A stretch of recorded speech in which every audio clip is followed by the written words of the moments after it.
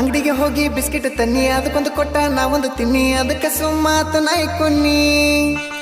gate ದಾಟಿ ಒಳಗ ಬನ್ನಿ ಬಾಗಿಲದಾಗ ನಿಂತಿತ್ತು ಚಿನ್ನಿ ಹೂವ ಕೊಟ್ಟ ಐ ಲವ್ ಯು ಅನ್ನಿ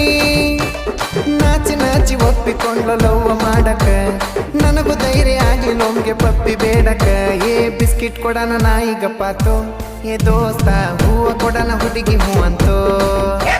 ಬಿಸ್ಕಿಟ್ ಕೊಡನ ನಾಯಿ ಗಪ್ಪಾತು ಏ ದೋಸ್ತ ಹೂವ ಕೊಡನ ಹುಡುಗಿ ಹೂ ಅಂತೋ